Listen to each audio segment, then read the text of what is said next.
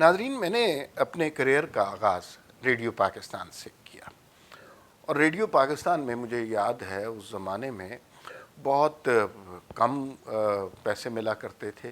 مجھے یاد ہے کہ 75 روپے ہمیں ملا کرتے تھے ایک پروگرام کے، اور اس کے لیے نہ گاڑی تھی نہ موٹر سائیکل تھا، تو تقریباً 3 ویگنیں بدل کے میں جاتا تھا اور ایک پروگرام کرتا تھا۔ اور پروگرام بھی ابتدا میں مجھے وہی ملا، وہ جو فرمائشی خطوط پڑھنے والا کہ کسی کا خط آیا، اس نے فلاں پروگرام کی تعریف کی ہے، کسی نے اس گانے کی فرمائش کی ہے تو وہ گانا سنوا دیں، اس طرح کا پروگرام کرتا تھا۔ کوئی بہت زیادہ کام نہیں کیا۔ چینج تب آیا پاکستان میں ریڈیو میں جب ایف ایم آیا، اور یہ میرے خیال 95-96 کے زمانے کا دور ہے۔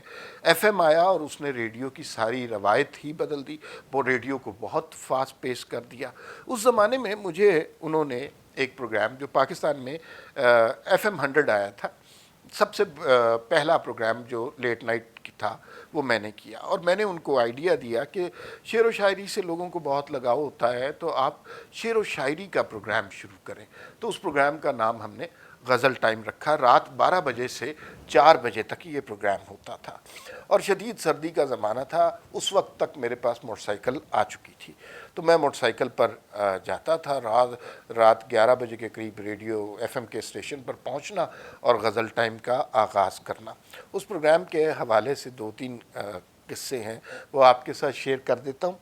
کہ ہوا یہ کہ میں نے جب وہ پروگرام شروع کیا تو پروگرام اتفاق سے بہت پاپولر ہو گیا۔ ابتدا میں جو ہم ایف ایم کی مینجمنٹ تھی، انہیں یہ آئیڈیا پسند نہیں آیا، کیونکہ ایف ایم ذرا ماڈرن اور انگریزی ٹائپ کا ریڈیو چینل تھا، تو انہوں نے کہا یہاں پہ شعر کو کون سنے گا۔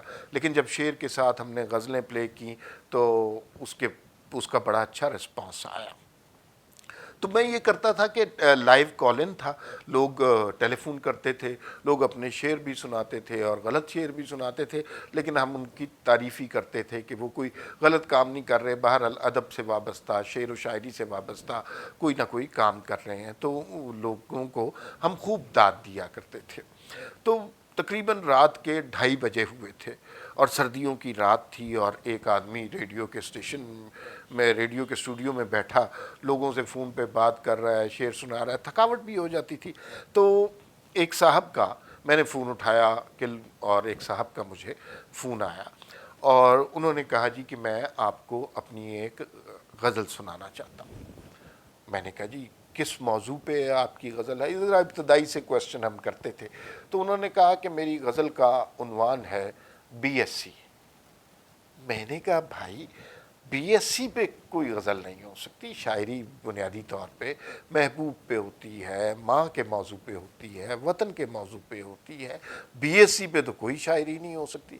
اس نے کہا جی سر میرے 4 شعر ہیں، وہ اگر آپ سن لیں، اور میں آپ کو یہ بتاتا ہوں میں بی ایس سی کا طالب علم ہوں، اتنی شدید سردی کی رات میں میں بی ایس سی کے پیپرز کی تیاری کر رہا ہوں، تو آپ کو وہ 4 شعروں کی غزل سنانا چاہتا ہوں۔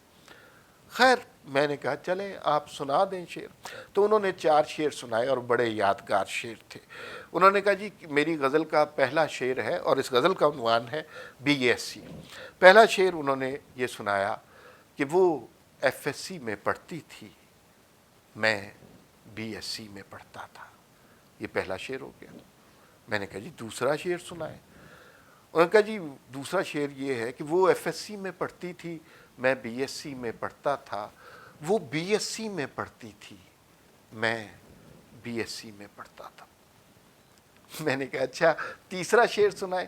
انہوں نے کہا تیسرا شعر یہ ہے کہ وہ ایف ایس سی میں پڑھتی تھی، میں بی ایس سی میں پڑھتا تھا، وہ بی ایس سی میں پڑھتی تھی، میں بی ایس سی میں پڑھتا تھا۔ اور تیسرا شعر ہے کہ وہ ایم ایس سی میں پڑھتی تھی، میں بی ایس سی میں پڑھتا تھا۔ میں نے کہا جی پھر اب آخری شعر بھی سنا دیں۔ انہوں نے کہا جی بس اپنی غزل ختم کرتا ہوں اور پھر اپنے پیپرز کی تیاری کرتا ہوں۔ آخری اور چوتھا شعر یہ ہے کہ وہ ایف ایس سی میں پڑھتی تھی، میں بی ایس سی میں پڑھتا تھا، وہ بی ایس سی میں پڑھتی تھی، میں بی ایس سی میں پڑھتا تھا، وہ ایم ایس سی میں پڑھتی تھی، میں بی ایس سی میں پڑھتا تھا، وہ اپنے میاں سے لڑتی تھی، میں بی ایس سی میں پڑھتا تھا۔